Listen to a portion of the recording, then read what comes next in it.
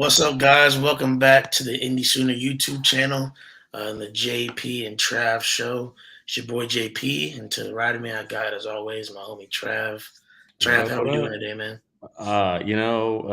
It's been a day. Finally back, from Omaha. So I'm trying to got caught up and a lot of stuff at work. So a lot of meetings, lot of meetings. Sounds like it. I know that you had a lot going on, a lot of good things to Omaha, a lot of things to talk about for sure. Not Yep. only in recruiting, but even on the Omaha front. Real quick before we do that, guys, please make sure you like, comment, and subscribe to the channel. Like this video if you enjoy our content, you enjoy the show. Please make sure you're liking the video. It helps it get picked up by the YouTube algorithm and seen. Make sure you're sharing it on Twitter. Obviously, as you've seen, I've started to post some clips throughout the week. I'll continue to do that as we try to get just more people in here. So if you enjoy it, make sure you interact on those on Twitter. We'll ask questions with it, engage in the bottom just like you guys are now. So again, just make sure we're doing that. Appreciate you guys. Appreciate the support. Another thing, just a reminder, I got my official merch that's dropping July 1st. So any sooner, that's what the shirt looks like. Make sure you pick it up if you're interested in getting one. Appreciate the support. Anything you guys can do. Now, with that being said, let's just get right into it, Trev. Is the sky falling on OU recruiting? Everybody's freaking out. Texas has got 8 commits since Arch committed. OU is sitting on their butt, not doing nothing. BV's not doing nothing. Levy not doing nothing. J.R. Sandlin, he's supposed to be a recruiting guru. Why is OU so slow? Let's talk about it. This is regularly scheduled recruiting programming here. We saw this with Clemson, and you're going to see it with OU. We've talked about this. So Lincoln Riley, the main difference between their recruiting theories is that Lincoln Riley, if a kid wanted to commit, kid would commit on the spot. He'd tweet the eyes out. He'd announce everything like that. But then we'd have people flip, right? We had a lot of people flip. Signing day flips. We had people that we thought were coming and maybe go to Bama. We've seen this over and over. Jason McClellan being one of them. Kamar Wheaton, who was never committed to us, but we thought was a lean. He ends up going somewhere else. It's always in July where you're gonna have your big time list of kids who are done taking all their visits and they're finally ready to make a decision. We're not taking. There are multiple recruits that I personally know of that wanted to commit on their visit, and Venables would not let them. He said, "No, I want to make sure that you are where you want to be. So go ahead and take your visits, and then come back. If you still want to commit, you can commit. But what you don't want is you have somebody commit off of emotion, and then they're left wondering, oh man, I never did take that Oregon visit. Never did take that Bama visit. Never did take that A&M visit. Man, I think I'll keep talking to those coaches, whatever. And that's how you get flips. As far as losing out on Anthony Hill, we were never really. You can't lose something you never had. Yeah. Anthony Hill we were in his top 3. Keep in mind, being second in a recruitment and being third in a recruitment is the same as being 10th in a recruitment. It's if you're not the pick, you're not the pick. It is what it is. Now there's some speculation out there now that Cole Adams was always going to Alabama. That's what took OU so long to offer. So, once they finally did, they didn't think they really had a chance, and he was going to Bama the whole time anyways. It's not the case. I do think OU was way too late to offer. I mean, I will shout that from the rooftops. But Alabama, if you got a committable Alabama offer, you can never fault a kid for going to Alabama, especially a wide receiver. They keep on putting people in the first round. I totally get it. And we're going to be fine at wide receiver. You look at Keon Brown. I still think we've got a great shot at Anthony Evans. And then, I mean, speedster Anthony Evans, I think he had a laser 4.36, I think, something like that. Dude's Mhm. insane.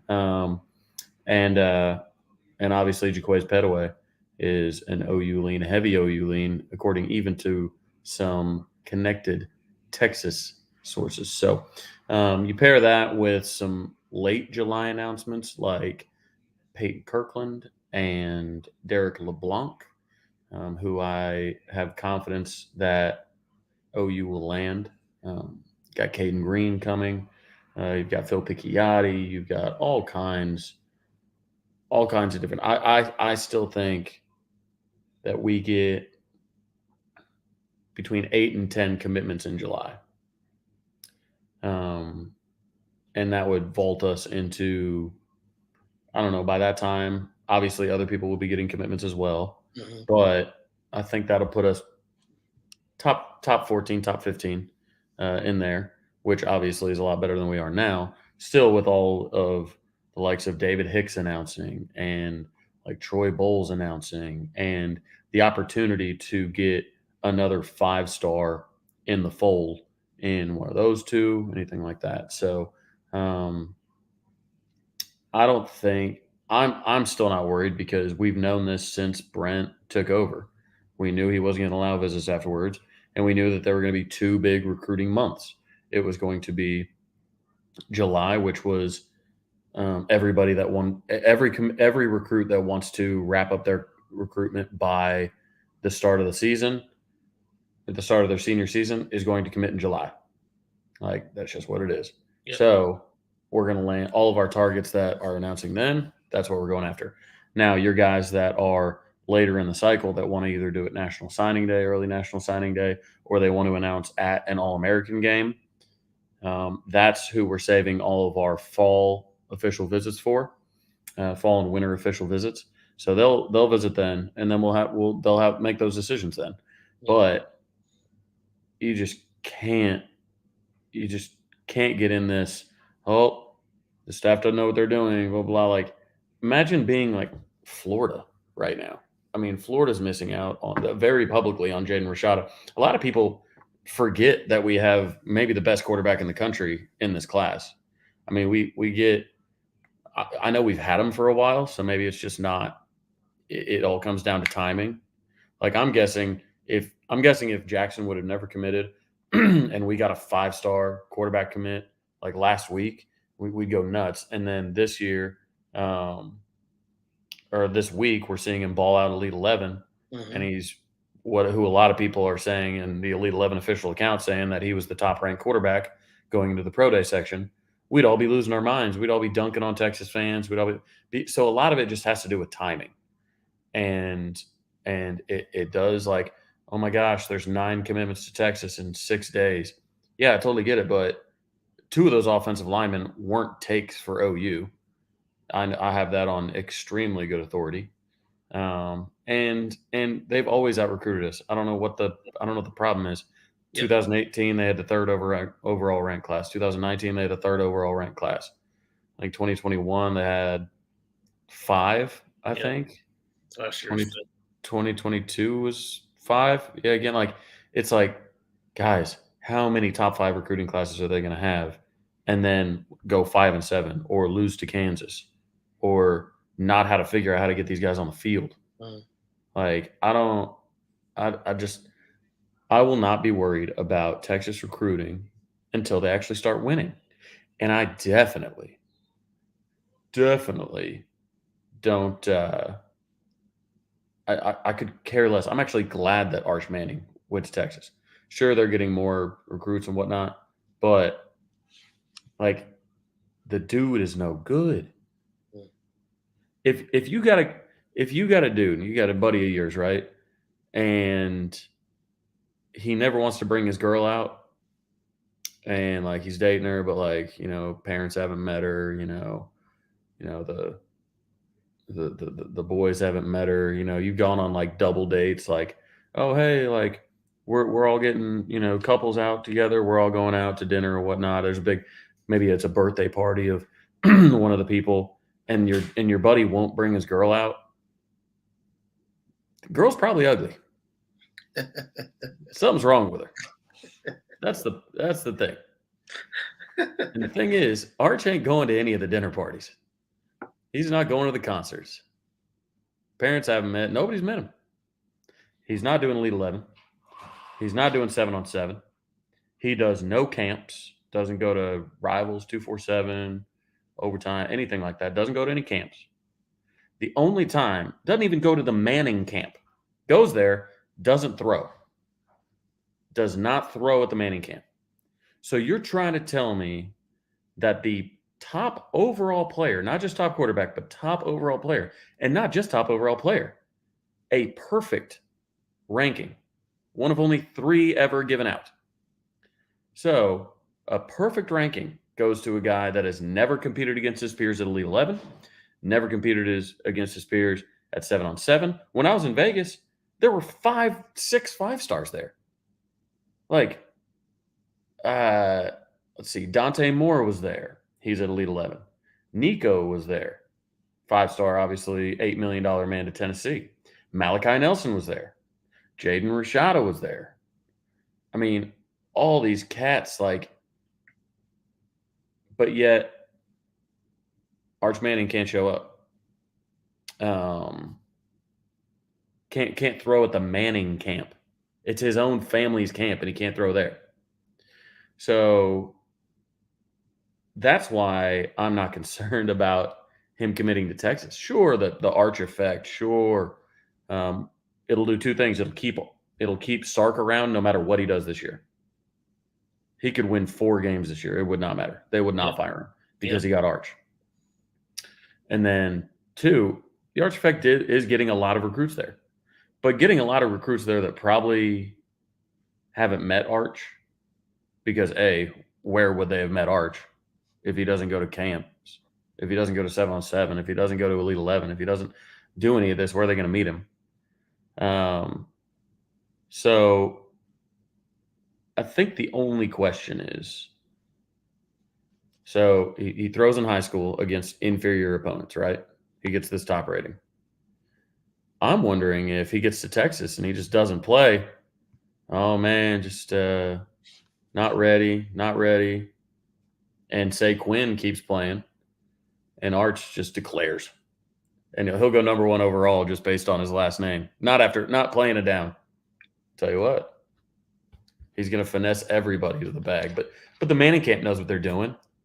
They know they don't want him throwing against his peers because he looks silly next to Malachi Nelson and Arch and Jackson and Nico and all those guys. He won't do it. And if your boy ain't bringing the girl out, something's wrong with the girl. Something's wrong with the girl. She ugly. Mm-hmm. So I don't know. I'm glad they're getting him because if they got somebody like Nico or Malachi or Dante Moore or one of these cats that can really sling it, then I might be worried. But let's be honest, I still wouldn't be worried. Let's be honest. Now let me play a little bit of devil's advocate. So let's say, okay, so what we're saying is, and I want to make sure we're clear, you think Arch is not on the level of his peers. Do you think he's even deserving of a 5-star status? No, because one of the, I think Rashada maybe, one of those quarterbacks isn't even a 5-star. Let's see. Oh, look at that. I got 247 pulled up. I must be having this conversation pretty often or something. Player rankings. Let's go quarterbacks. All right.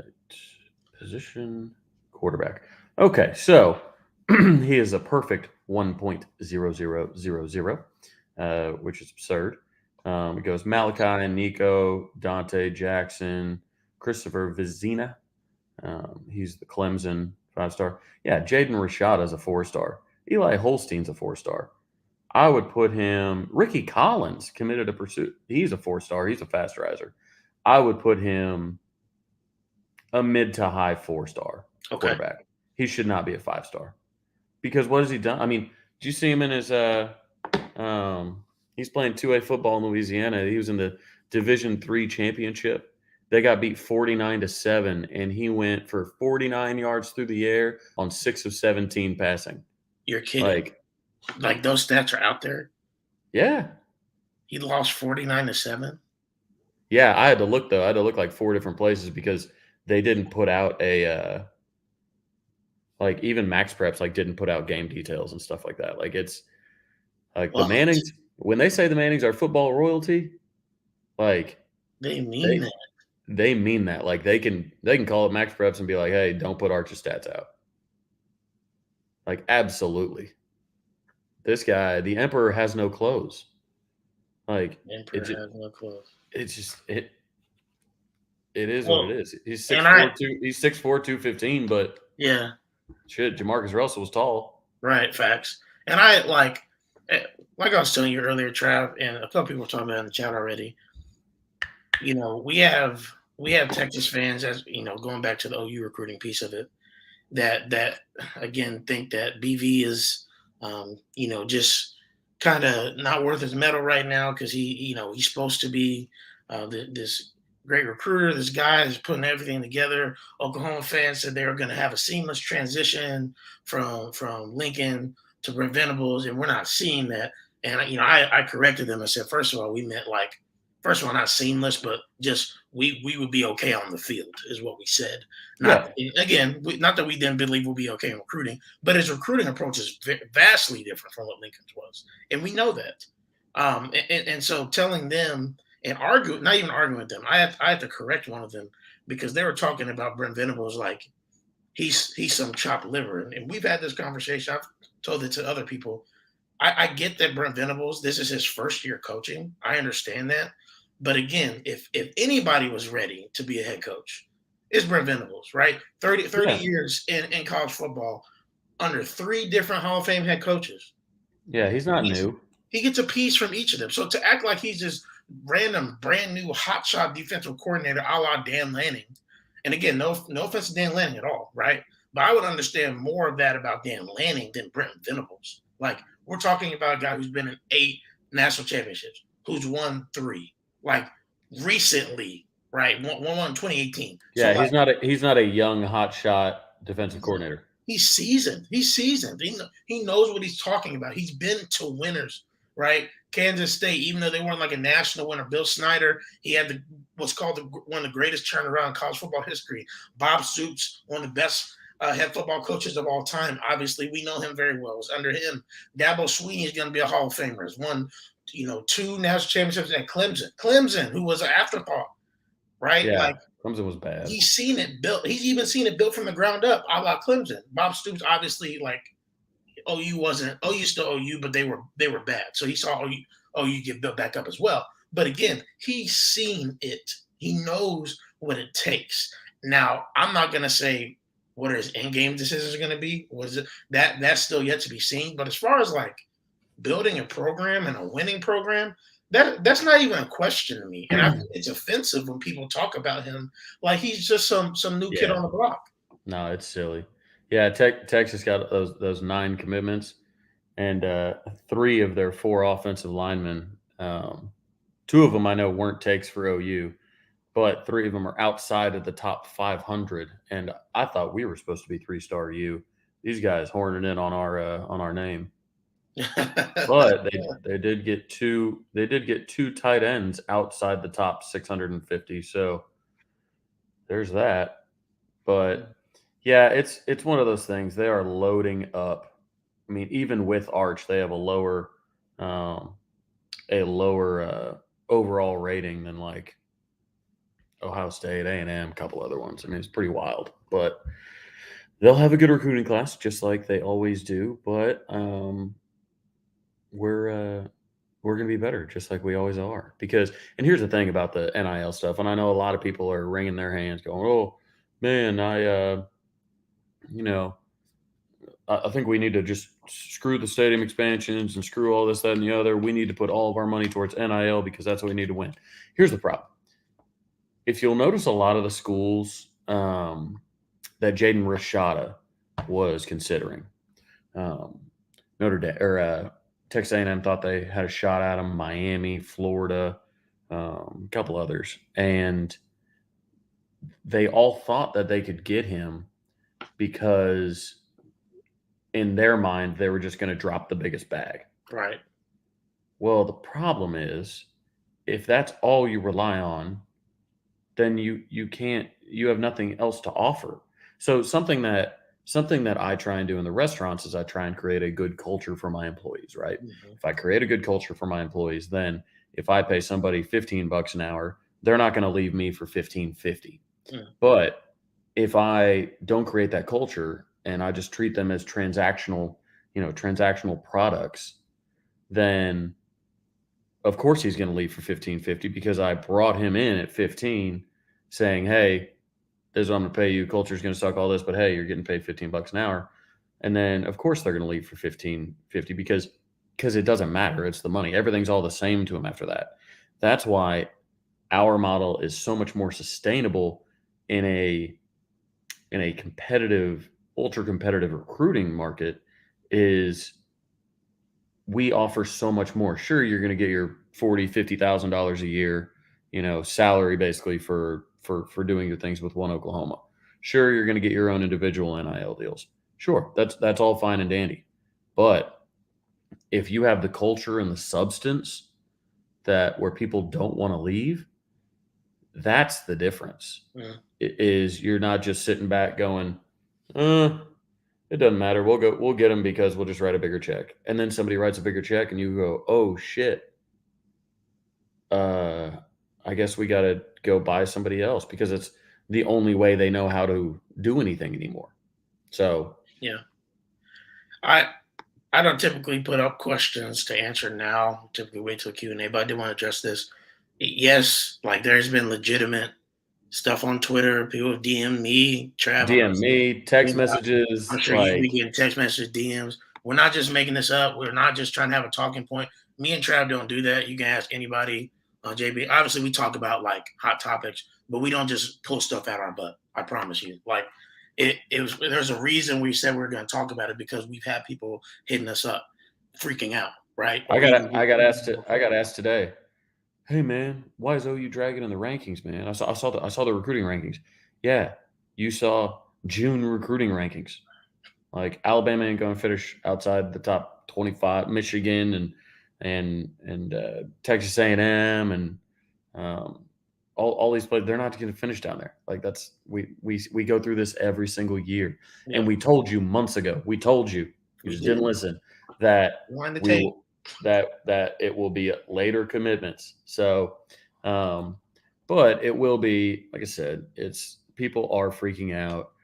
One thing that's funny is I recently got my login to the KREF text line, the Air Comfort Solutions text line, I should say. Even though they don't sponsor this show, they do sponsor the actual text line I'm talking about.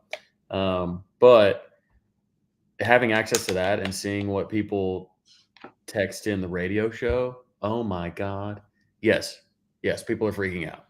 I mean, yes, people are the things that I see on that text line, not all of it gets to air, obviously. But oh my gosh, yeah, people are livid. So it's June, people. It's June, and last thing I'll say before we move on to another topic, like we're talking about a guy that came in and stabilized a free fall of a class after Lincoln left and got it to a number 8 recruiting ranking. But we're what I mean. But we're worried about what he's gonna do. Like, did we not forget what just happened?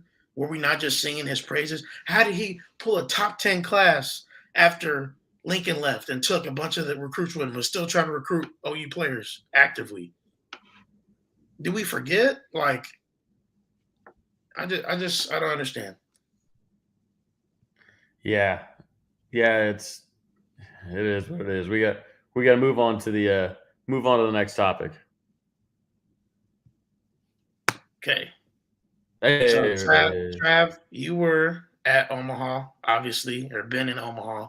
I think you just got back, if I'm not mistaken, but have been in Omaha for the last week and a half or so, watching the Sooners get to the College World Series National Championship, and they had quite the run, obviously. But one thing we wanted to talk about, because obviously we talked about that last week, just their run, but today specifically, obviously there's been kind of a conversation about what OU fans specifically. I think you could say for specifically, obviously for baseball, since you saw it, but you could even have a larger conversation about the SEC in general.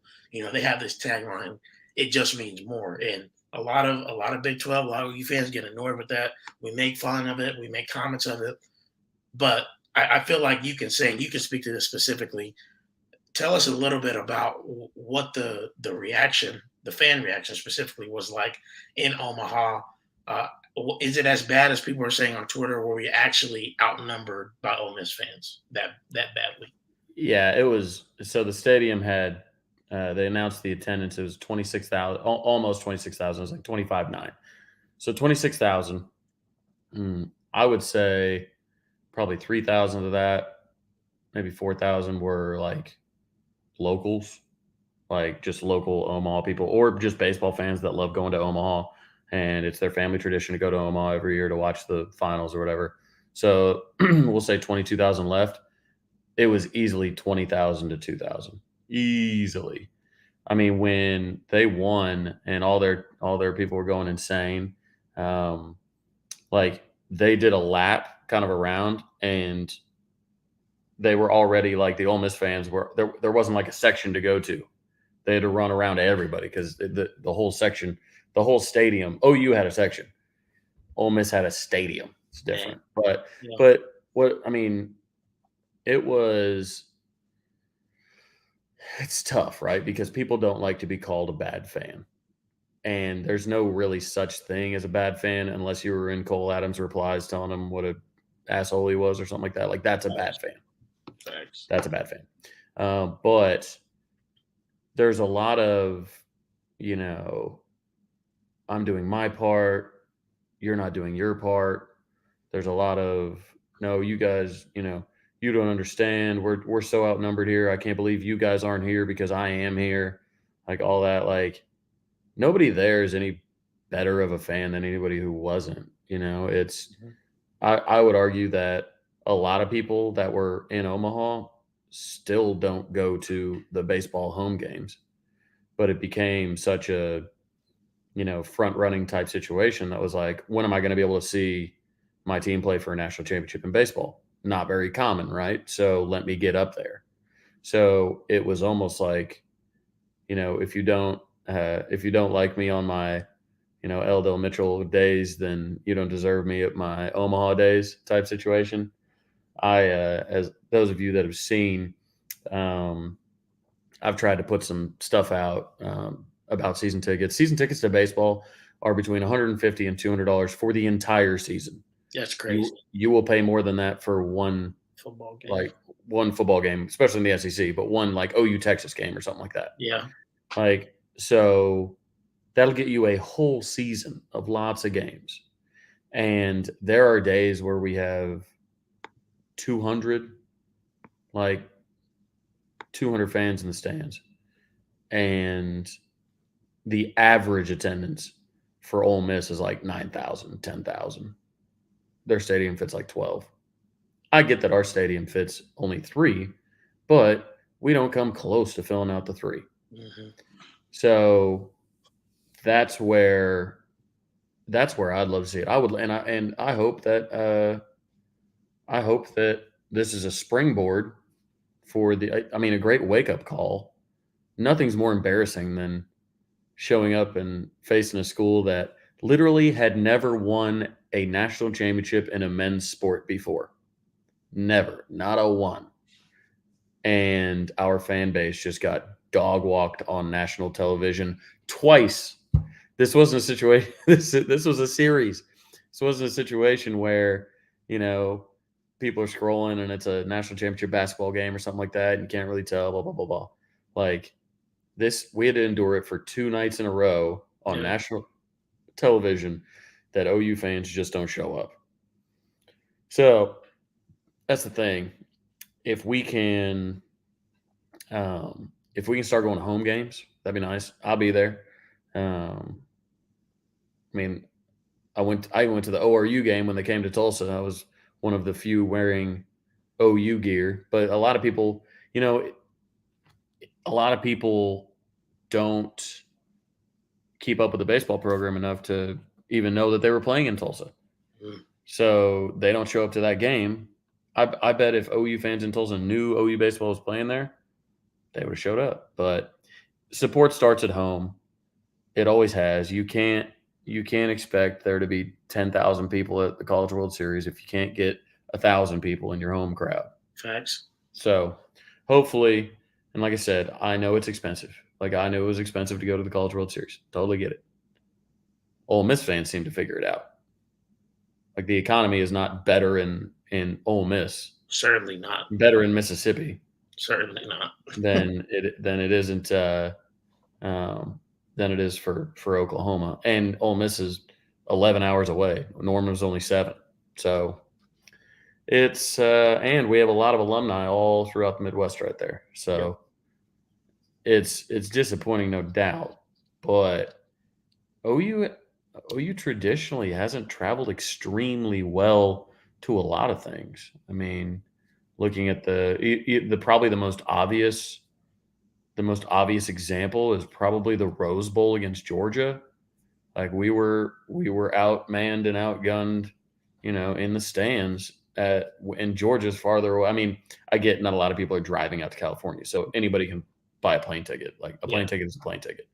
But it's, the fan base, I feel like we've been spoiled with so much success that I don't know. I refuse to believe that everybody else's fan base is just wealthy and like OU fans just like we're all just poor. Like I refuse to believe that, but I consumed a few Jello shots, a few. I walked in. Actually, I was not at Rocco's yet, but I get a FaceTime request from we'll call them an OU employee, and get a FaceTime. I'm like, oh, what's going on? Open it, and this employee goes, "Hey, where are you at? We're taking Jello shots." And I was like, sounds like I'm about to go take some Jello shots. So, anyways, walked in, met up with a bunch of the OU employees and, obviously everybody I was there with, and we knocked down a couple. It was very much like, because when I walked in, I think we had, I don't know, 50 in front of us maybe. So we had 50 Jello shots in front of us, and we're like, I don't wear anything orange for the most part if I can help it, if I have options. I'm just not an orange guy. So that was out. The green ones were pretty good. The red ones were my favorite. The pink ones, they tasted stronger, but they weren't. They were all 18% alcohol, so they're pretty weak, but they just, God, the pink ones weren't good. So I was down to just Christmas, if you will, red and green. And so I grabbed all those up on the table. And it was fun, but only one night of them. I didn't go back every night. When Arkansas was in the lead, they looked like they had like there's a big patio that wraps around the corner.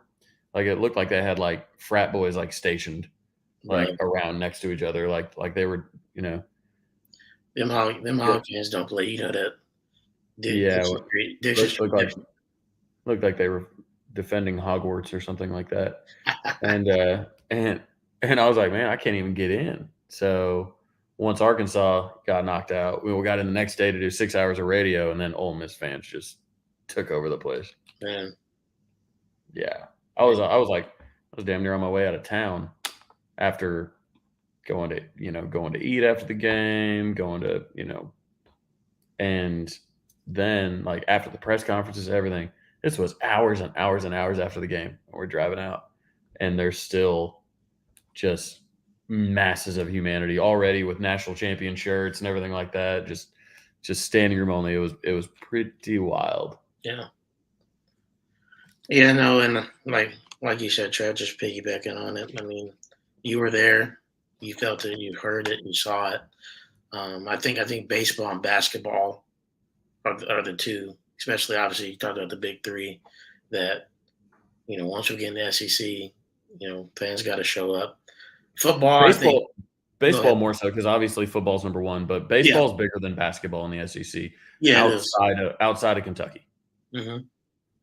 I mean, outside of Kentucky, baseball is the second biggest sport. I Yeah, mean, you can say Arkansas basketball is yeah, big, but still their baseball's bigger. absolutely. So the basketball rises to the level of baseball, but baseball never drops below basketball. Yeah, And yeah. we're going to be playing Arkansas in the BOK Center again this year in Tulsa in basketball. So Make I it out. would love to not be absolutely pummeled with Woo Pig chants by 85% of the stadium. The last time we've gone up against the SEC in that basketball game, and then in College World Series that I've been at, we've just been absolutely embarrassed as a fan base by Arkansas and then by Ole Miss. Hey, I'm gonna let you answer this one question, and then we'll move on to our this or that, and then we'll get into the rest of the questions, Q and A's. But Zach wants to point out, people saying it's June. That's exactly what's concerning. It's June, and OU seems to be on their plan C and D targets. Meanwhile, schools like Bama are on their plan A and B. What you got for that, Trav? Well, you responded like Bama's top five right now. Bama's not even in the top 10. Bama's not in the top 15. Like, so if they're on their A and B in most positions, then I guess they shot their wad and they're going to finish in the top 15. You think Caden Green is a plan C or D? You think Peyton Kirkland? You think Derek LeBlanc? You think Troy Bowles? You think David Hicks? Think all these dudes are plan C and D? That's just no. It's exactly what it is. The schedule lines up. Like the schedule lines up to where guys that announce in July are announcing in July. Like you can't like it's not the fact that like all the big five stars announce in like January, and then with each month, like the prospects just get worse and worse and worse and worse and worse. Like that's just not the case. Yeah, Like right. if you think that a bunch of these, 4-star and a couple 5-star guys we're still in on are all of a sudden our C and D choice. It simply doesn't make any sense. That's not how the schedule works. Like the schedule, like Anthony Hill dropped for OU for UT because of the culture change, apparently. Yeah, whatever. Like I just no. Yeah, Anthony Hill is going to stay in Texas, and he's dropped his top two down to the two schools that have paid the absolute most to recruits over these last two cycles. I'll let you figure it out. But anyways, yeah, everybody's a C and D prospect if they announce late. Come on now. Big Buf, what up, dog? For those of you who don't know, Buford Halton is Grayson Halton's father, 4-star What up, big boo? from California that signed with us and is at OU enrolled and doing the Schmitty workouts, having a good time. So I think he's going to be a big for us. Hey, real quick, guys, we're going to do our this or that. That got a lot of good response on Twitter, so we're going to bring it back for this week. That's a game where I just put up prompts, and Trav and I are going to choose which one we would rather have. We'll explain our positions, and you guys in the chat, go ahead and take part in this too. I may put up some good position or takes on the screen, if you will. So, with that being said, our first this or that, and this has to be unbiased because there's a chance that not you, Trav, but people in the chat could be biased about this. For Oklahoma, the 2008 offense or the 2018 offense? which one would you have? Oh man. I'd have to go with '08. I mean, setting all the records, still a lot of their records I think still hold. I think the 2018 is going to be mostly people. I know we have a young demographic here. Is going to be a lot of people. I was like 19, I guess, probably in '08, Hmm. and I think I got to take that. I mean, it's tough because I mean the defense was better. Defense was extremely young, so I know end of season success is often what tilts it. But oh man, yeah, I'm a sucker for I'm a sucker for the old school. So I'm gonna go '08 offense, but I can't fault anybody that's going with 2018. Yeah, I, c- but it's that '08 just felt on a different level. They felt new to it. yeah, I think that's what felt so kind of special about it. It felt like we were the first ones outside, like we were the first ones to kind of do Texas Tech, but better with better players and better athletes all over. It's like when you look at their scoring totals, you think back and you think, how did a team score that much consistently? Like how was there enough time in the game? yeah. So um, yeah, I see a lot of people in the comments saying K1. I get it. I get it. Kyler is one of the most electric players ever to put a helmet on. I totally get it. But I mean, Bradford was that dude. Was that dude. I still think if they call targeting against Florida early on, I think we win Early. that national title. But hey, that's neither here nor there. Yeah, Neither here nor there. well, I So remember that. James brings up a great point. '08 had a tougher schedule because Texas wasn't trash then. That's true. They're very good that year. Colt McCoy. Yeah, yeah. It's true. That's a tough one. That's a good this or that. I probably didn't do a great job making that uh real digestible for an edit, but yeah, it Yeah, is what it is. we'll get it in there. We'll chop it up. I would say. I mean, I think like everybody said, scoring wise. I mean, if we're talking about just purely from a scoring standpoint, I feel like the OA offense has the 18 offense beat. But I do wonder again, not that the OA offense wasn't elite, but like you said, it was new. It was newer. It was kind of more of a fresh perspective of an offense, and so defenses were still trying to adjust. And again, not that defenses, didn't obviously eventually adjust to Lincoln Riley, but and his was a little new. But even then, um, defenses have gotten better. I think since 2008, I would say in some aspects of limiting bigger plays. Not that they are better holistically, because obviously we know we had a terrible defense, but just in general, the Big 12 specifically had specifically gotten better at doing more 3-3-5s, 4-2-5s that we saw Gary Patterson do down at TCU. Not that they stopped us per se, but it's not like we scored 60 points a ton, kind of like the '08 offense did. Obviously, the '08 offense was fast paced too. So I think I would just go 18 because Kyler's ability to kind of score almost at will from different positions on the field, not only with his arm but his legs too. And then you throw CD, Hollywood Brown in there, underrated Lee Morris. The offensive line won the Joe Moore Award that year. I mean, they were stacked, but '08 was stacked too. I mean, he had Sam Bradford, Jermaine Gresham, Yeah, Marco yeah. I mean, Mariota, you're really picking like your favorite flavor of cheesecake with this one. pretty much. Like Yeah, you're there's no wrong answer. I agree. A lot of NFL players, there's no doubt. Yeah. Calc was on there. Yep. All right. Our next one. This is gonna be a difficult one. Texas or Oklahoma State making the college football playoff? Which one could you stomach? Ooh, I'm gonna say OSU.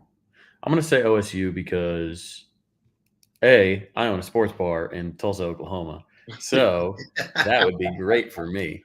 Um, but yeah, I think OSU, as annoying as they were about their Big 12 tournament champion um, softball win, totally get it.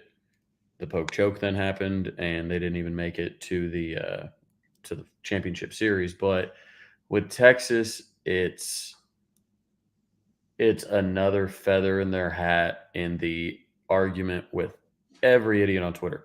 We we deal with more Texas fans on social media than we do OSU fans, and it's No, not close. not It even. is not close. So definitely, I'd rather OSU do it. Also, I'd rather OSU do it in a couple years when we're gone. We'll do maybe OSU makes it as the Big 12 champion once they Yeah. just have to beat like UCF to get there, basically. Yeah. Um, because in that case, OSU and OU could be in the playoff together, and we would then have the opportunity to knock them out. Well, the recruiting would look a lot like it does right now. So, Facts. Can't get a whole so, lot. Can't so get a whole lot better. I mean, yeah. I mean, A&M came off an 8-4 season. They yeah. paid everybody, and then Yeah. they had the best class of all time. Texas just went 5-7 and lost to Kansas, and now they are killing it on the recruiting trail. So back in the day, and I hate to get all back in the day on you, but back in the day, if you won the national title, then you basically finished no worse than third the next year, maybe second the next year. Yeah. And it was always somebody that had at least 10 wins, 11 wins, um, always that had the top class. I think Josh Pate did that. He was like, all right, look at all the people that had the top class. They either won the national title, lost the national title, or finished like top three. You got teams that have coming off of losing records that are going to be in the top five in the recruiting. So it is what it is. But Yeah. there's a reason they keep losing.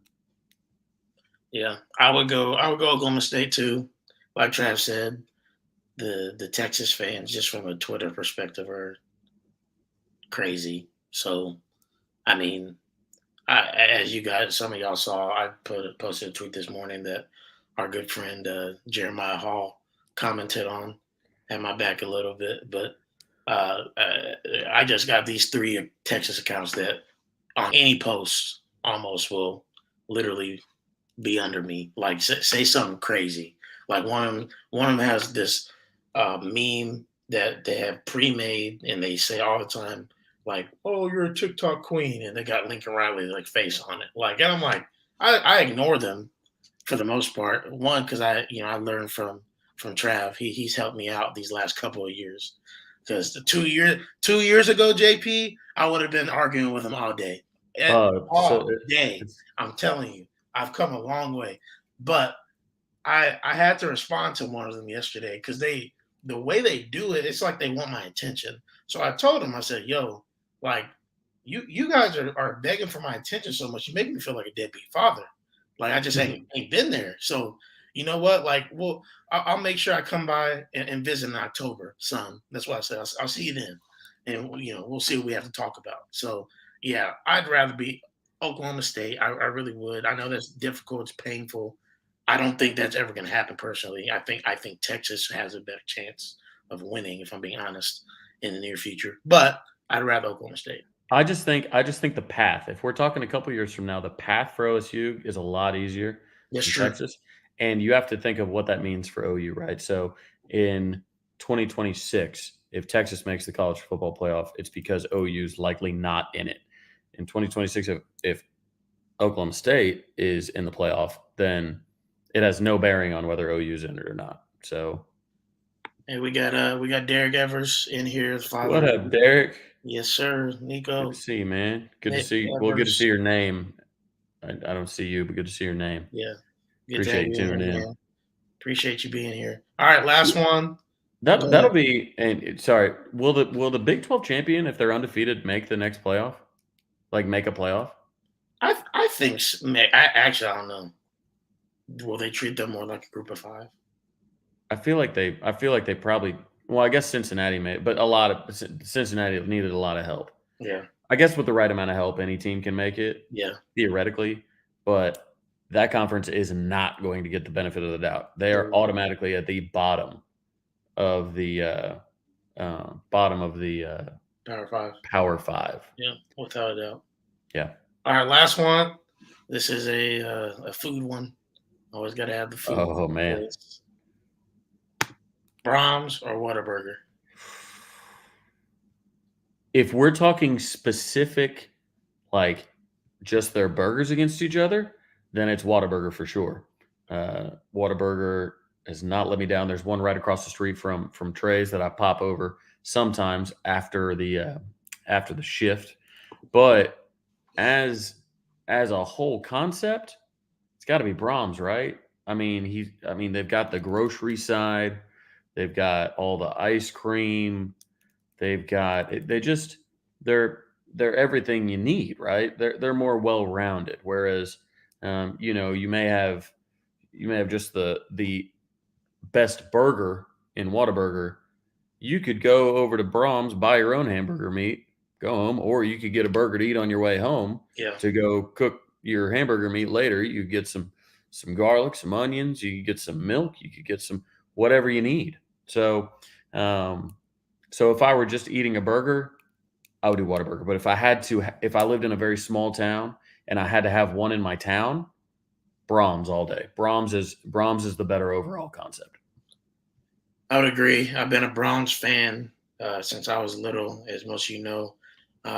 Most of my family lives in Oklahoma and North Texas. I have no family up here. I was just born up here. My parents moved up here for work, lived there for 15 years, moved to Arkansas, came back up here for college, now live here in Indianapolis. I'm an Indy boy, but I also have Boomer blood, and I've always said that. I remember vividly my mom first took me to Brahms. It was like it was like a very important experience in my life. And I just remember get a third pound bacon cheeseburger with vanilla malt, fries, and just hit. And it has consistently hit every year, every single year. Every time I go back to Oklahoma, I always got to go to Brahms. My wife loves Brahms now. She's a Hoosier. She ain't know nothing about Oklahoma. I said, babe, you gotta try Brahms. We did, and we've been to Whataburger too. Whataburger, I agree. The burger, I would rather have a Whataburger burger than a Brahms burger. But if we're talking about holistic concept, and if we're talking about breakfast too, I know. There's a okay. lot to consider. Now There's a we lot to got to get consider. on. We have to get on Buford. I'm not. I love you, bro, but I'm not. I don't know In about and you. out. I can't let you get away with this. We on you because the fries is stale, man. Me and Travis had this conversation.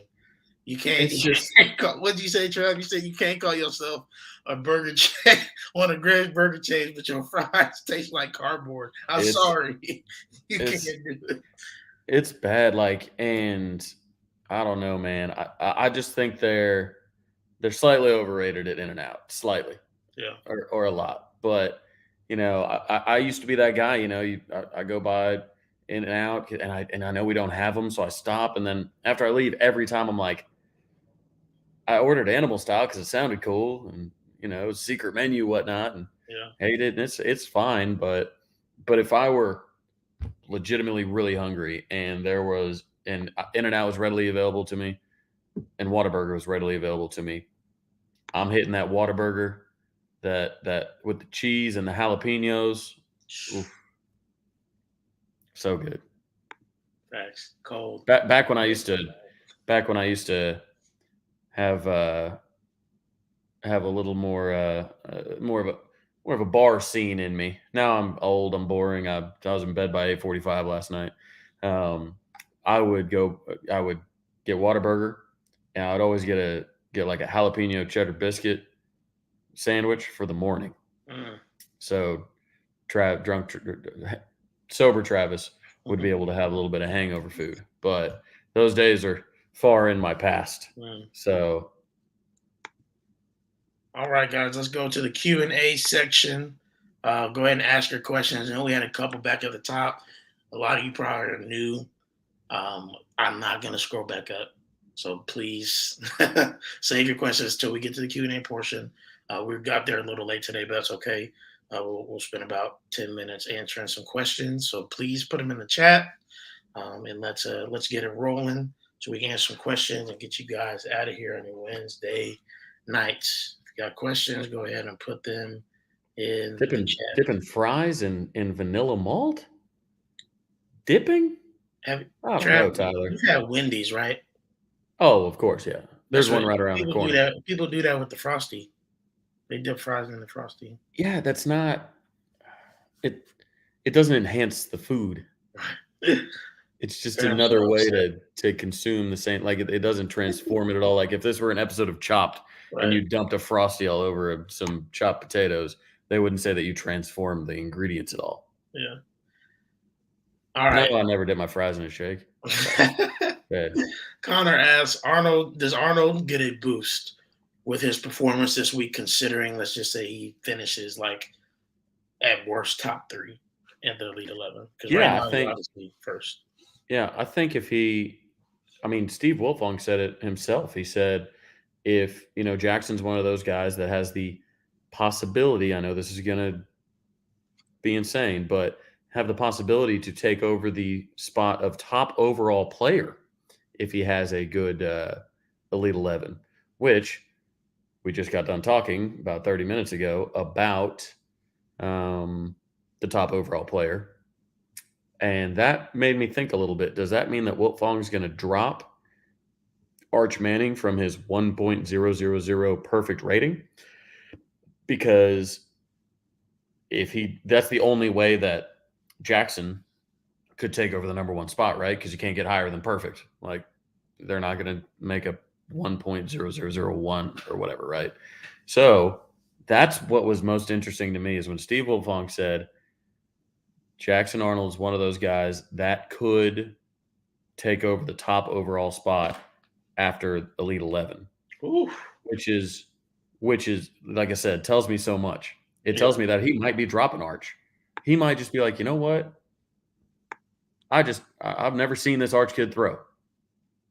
Yeah, I don't think Fong does it either, but he said it, and like you don't say that if there's one that's like an obvious still number 1 in the class, like still like. So I think it was a little telling. All right, let's see what other questions we have. Guys, make sure you go ahead and drop some questions in the chat. Oh, the best bet for DeMarco's Yamaha is Smothers. That's the best bet. Yeah, it is.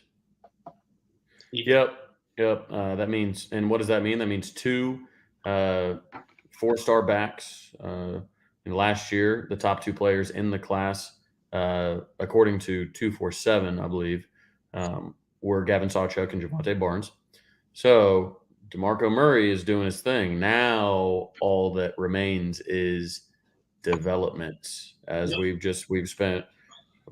exhausted the Texas talk today, and I think Texas can be summed up as great talent, no development. That's just been the case.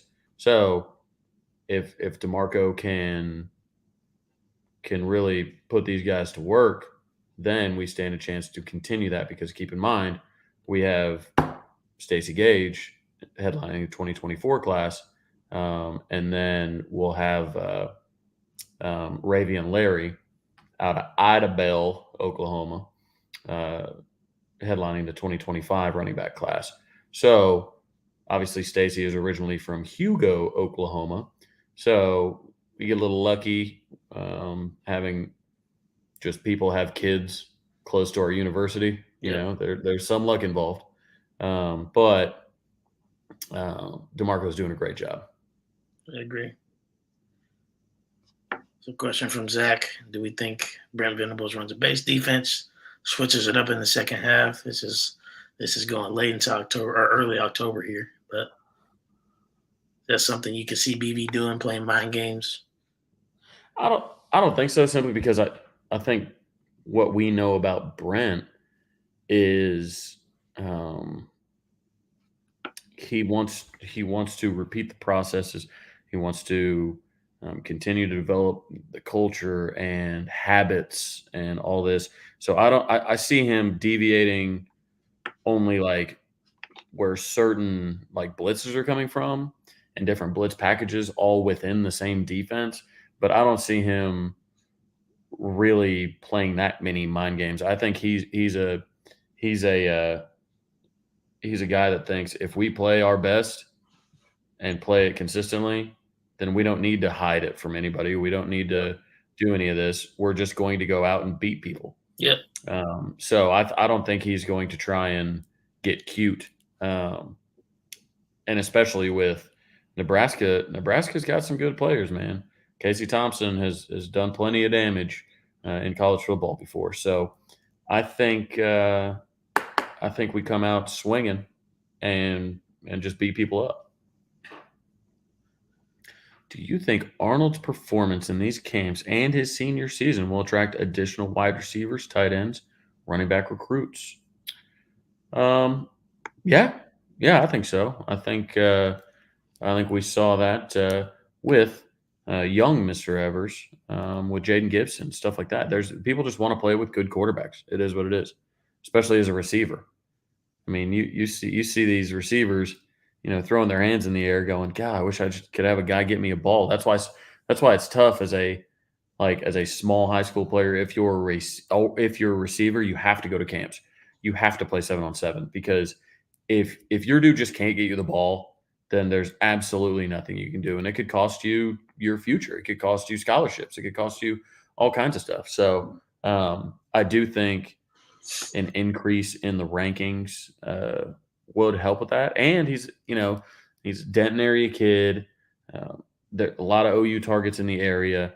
He's Facts. got more time to spend with them, a whole season to spend with them, and continue either to try and flip or to try and recruit people. So it's just if Jackson can have a great senior year, like we all think he's going to have, but more importantly, if OU can have a great year, that that will be telling because if uh, if Todd Bates if they can win 11 games, 10 games, something like that, then the floodgates are going to come open Yeah. for Bates in Florida and Georgia and Alabama, even, and all kinds of stuff like that.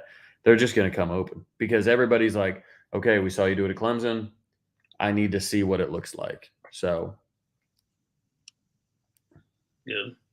All right. Two more questions here. We'll get out of here.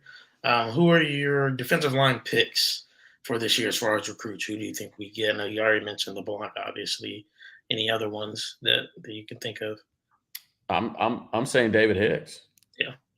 I think David Hicks. I think there have been rumors that Texas A&M is not paying out their NIL money like they had promised, and I know that's shocking, but it's it. If a guy goes, "Hey, I want to come here, but I want $1 million," they're going to say, "Okay, cool, sounds great. Sign here," and they'll hand you a pen. I handed it too close. But then you got to come up with $1 million, right? And then you go to donors and you're like, hey, can I have $1 million? They're not just writing checks out of their, the state or the regular endowment or anything. They're not writing checks out of there. So I do think Hicks, I think A&M dropped a little bit. Oregon surged. So I think it's an Oregon OU battle right now. Mm.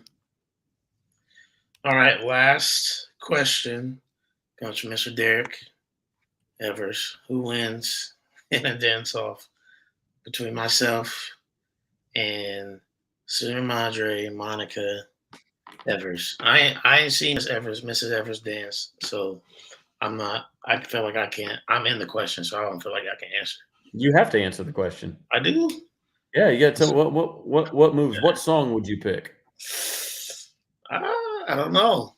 I don't know. I normally go old school, but I've been doing that on Grayson because I'm the old head between us two. But Mrs. Evers would have a better shot at picking some great throwback songs, I'm sure. Maybe I have Yeah, to I go. wonder. I wonder what song she would go with. Derek, you have any idea what song you think Monica would pick? We'll see. We'll see. We'll see what he says. Yeah, I think he's still in here. I'm interested. I wonder what song she would pick too. Maybe she in here with him listening. Maybe she's already practicing. Who knows? Trap, I appreciate that. I got some moves. I do. I'll admit it. I thought it was Shakira. Hips don't lie. uh, I mean, but it's not about staring down because for the most part, it's a dance over Twitter. Now, when I make it to Oklahoma, I mean, if we need to do it like that. Me and Grayson already got something planned for when I get to OU. Yeah, little dance battle. We'll get the dance circle going. Part four after the So game. I'm you telling got you. you got served. Yeah. Well, it looks like Mr. Evers may be elsewhere, which is okay. But maybe he'll respond on Twitter. Hey guys, we appreciate you guys coming out as always. Great show. It was fun tonight. We had a lot of people in the chat. I think this is our most viewed show probably since we had Mr. Pate on here, which is cool. Oh, here Yes. we go. Oh, one of the great music videos ever. Ever. That's a He great song. supersizes and starts stomping through the city. Oh, that's a music video. You gotta That's a make her. music. You gotta make her post it. If she posts one, Derek, I'll respond. I'd love to see that though. I would love to see that. Amazing, That's a amazing. great song. And I'm outside of the club. I love it. All right, Trav, you got anything for the people before we head out? Let's see. I guess overarching points are, don't worry about recruiting. It's June. We still got plenty of great targets out there that we're after that are announcing in July. Yep, Um, Two would be buy your baseball season tickets. facts. It's only you can reserve your seat now for $25. You'll reserve that, and then the tickets are only like $150 to $200. I talked to the ticketing director the other day, and they weren't quite sure yet. But so buy your baseball season tickets. Don't worry about recruiting, and everybody enjoy your holiday weekend, and don't blow off any fingers. Remember, do not close your hand around anything that you have lit. Open hand. If you open your hand, you'll have a little burn. If you close your hand around it, you will blow fingers off. So we don't need any JPPs, anything like that. We don't need walking around with nubs. Yeah, So be safe. Do not drink and drive. And yeah, that's all I got. yeah. No extra P on the name. No JPP. Hey, I agree with all Trav's sentiments. It is going to be interesting for me. This will be our first fourth with Amaya, a baby. So I don't know. Your first fourth with a third. Yeah. I'm worried about her going to sleep and then just fireworks going off all night. Bow, bow. I'm gonna be like, oh, bruh. Like, I'll try. I'll try and get my daughter to sleep, y'all. Can you relax, please? I appreciate it. But no, man, we appreciate y'all again. Don't forget to like, comment, subscribe. I bring everybody in here Wednesday nights. I also got some other content coming out on the channel, just some videos, some reaction videos. Remember, this merch drops July 1st. I'll make sure I put the link on my Twitter. If you want to support, just the channel, that's what it would go towards pretty much. But just, support me if you're an Indianapolis or just Indiana person who's an Oklahoma fan. We have a couple in here. This shirt is for you too, right? It kind of bonds us. So cool stuff, man. I appreciate y'all. Trav, have a great fourth, brother. Well, I'm going to see my folks up in Branson, so Yes, sir. I will be there. All right, All y'all. right. See you guys.